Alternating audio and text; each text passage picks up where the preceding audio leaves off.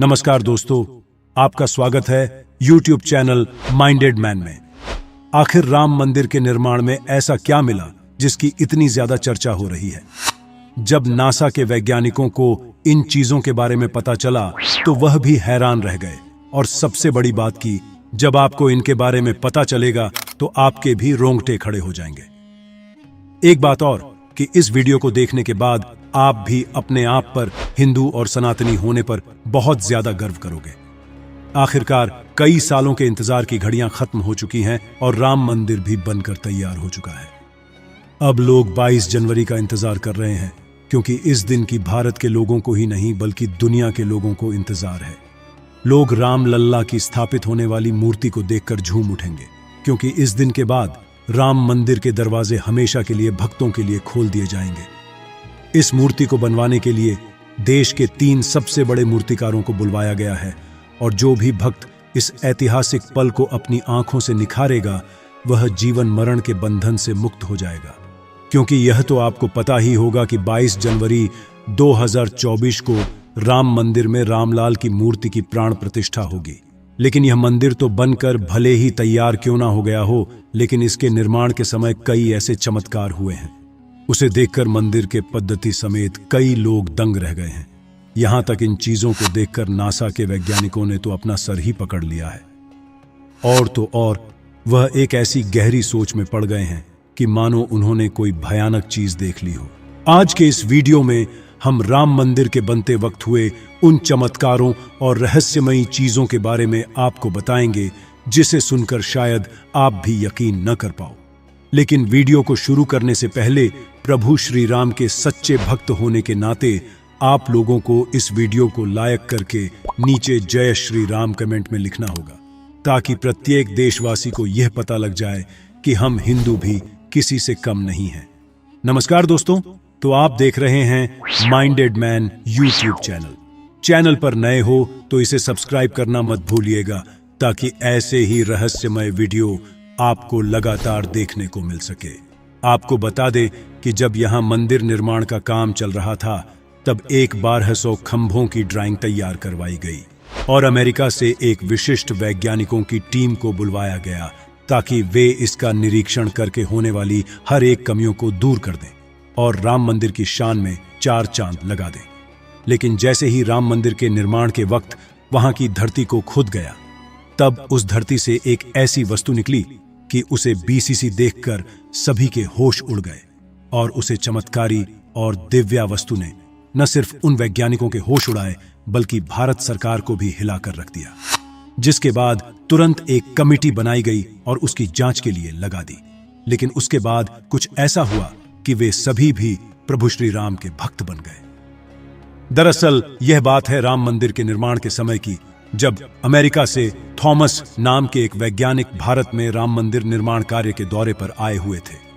यहां आकर उन्होंने देखा कि उस समय सभी के दिमाग में एक ही बात थी कि सरयू नदी का मंदिर की भूमि के नीचे मिलना कोई चमत्कार है या फिर कोई कुदरत का करिश्मा, यह कोई भी नहीं जानता था। आखिरकार जब कोई भी समाधान नहीं मिला, तब सभी मिलकर श्री राम से प्रार्थना करने लगे, क्योंकि जाहिर सी बात थी, जब तक वह माता सरयू के पानी की धारा बंद नहीं होगी तब तक आगे का काम शुरू नहीं किया जा सकता था। लेकिन अगले ही दिन श्री राम ने उनकी पुकार सुन ली और माता सरयू का पानी स्वतः ही बंद हो गया और एक बार फिर राम मंदिर का निर्माण कार्य जोरों शोरों से शुरू हो गया।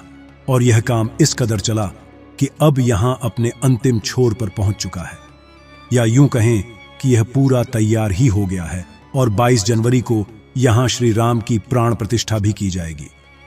यह मंदिर इतना भाव बना है कि इस देखने के लिए भारत सरकार ने यहां पर एक अंतर्राष्ट्रीय हवाई अड्डा भी बनवाया है, ताकि देश और दुनिया के लोग सीधे ही यहां पर आ सकें और इसे देख सकें। ये मंदिर तो आप कभी भी देख सकते हैं, लेकिन अब सवाल यह है कि जब पुराने समय में यहां पर राम मंदिर था, वह कैसा दिखता था, जिसे तोड़कर बाबर ने बाबरी मस्जिद बनाई थी। उसे राम मंदिर का निर्माण आखिर किसने किया था? क्योंकि यह रहस्य आज तक सीमित लोगों को ही पता है, ज्यादातर लोगों को इसके बारे में कुछ भी मालूम नहीं है।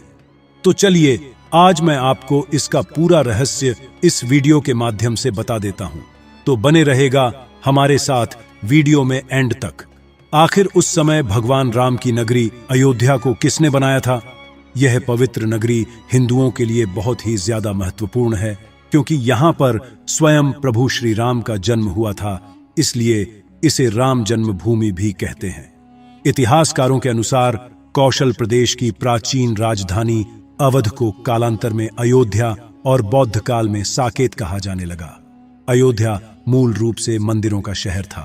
हालांकि यहां खुदाई के वक्त आज भी हिंदू, बौद्ध एवं जैन धर्म से जुड़े मंदिरों के अवशेष देखे गए, जिसमें खंभों से लेकर हिंदू आकृतियां बनी हुई थी।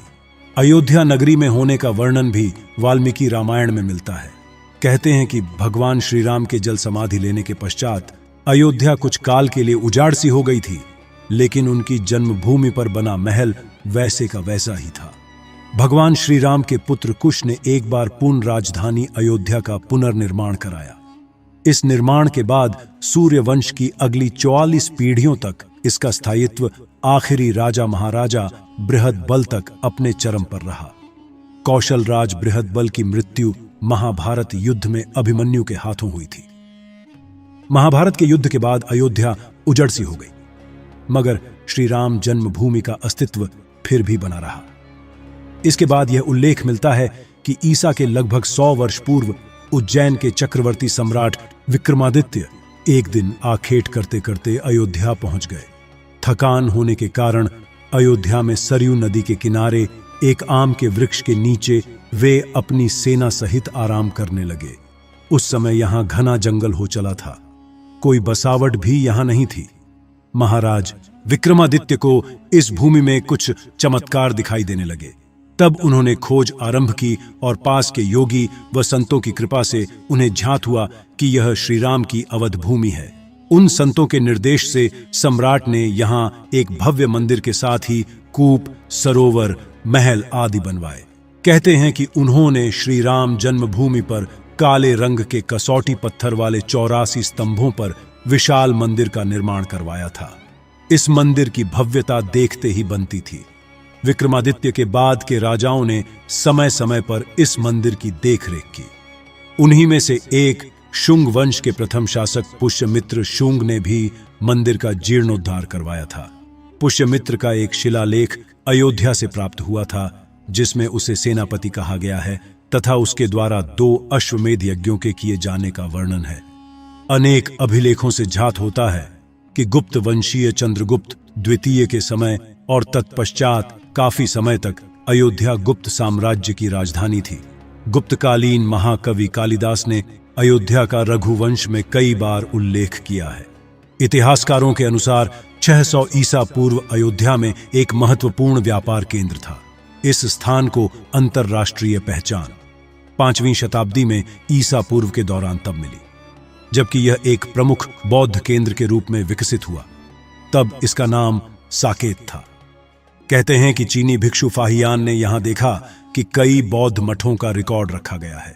यहां पर 7वीं शताब्दी में चीनी यात्री ह्वेनसांग आया था। उसके अनुसार यहां 20 बौद्ध मंदिर थे तथा 3000 भिक्षु रहते थे, और यहां हिंदुओं का एक प्रमुख और भव्य मंदिर भी था, जहां रोज हजारों की संख्या में लोग दर्शन करने आते थे।